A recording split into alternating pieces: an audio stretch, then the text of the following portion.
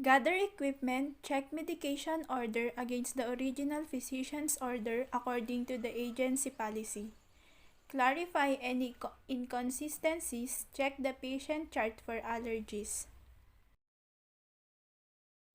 Know the action, special nursing considerations, safe doses ranges, purpose of administration, and the adverse effect of the medication to be administered. Consider the appropriateness of medication for the patient. Then perform hand hygiene. Move the medication cart to the outside of the patient room or prepare for medication in the medication area. Unlock the medication cart or drawer.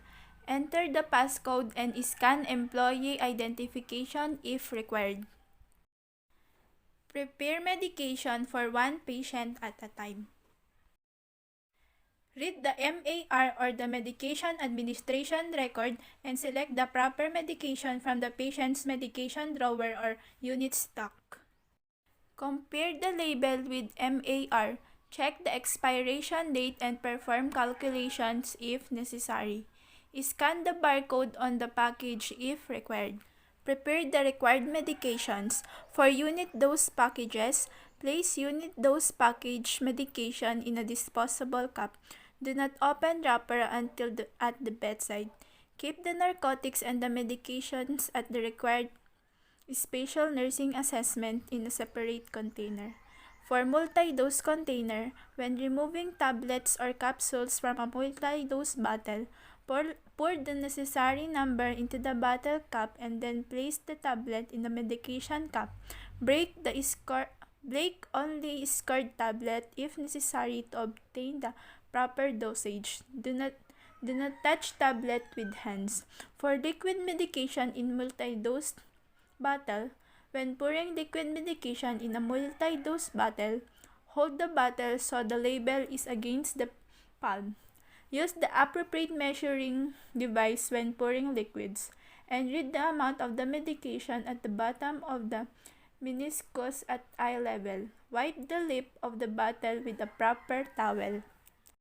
When all medications for one patient have been prepared, recheck the label with MAR before taking them to the patient.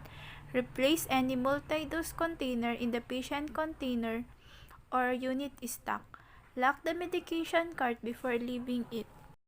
Transport medications to the patient bedside carefully and keep the medication in the site at all times. Ensure that the patients receive the medication at the correct time. Identify the patient using 3 methods and compare information with the MAR. First, check the name and identification number on the patient identification band. Second, ask the patient to state his or her name. Then third, if the patient cannot identify him or herself, verify the patient identification with the staff member who knows the patient for the second source. Complete necessary assessment before administering medications. Explain the purpose of the action of each medication to the patient. Then assist the patient to an upright or lateral position. Then administer medications.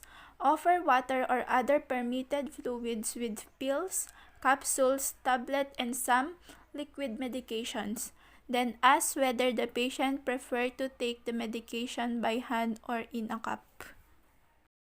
Remain with the patient until each medication is swallowed.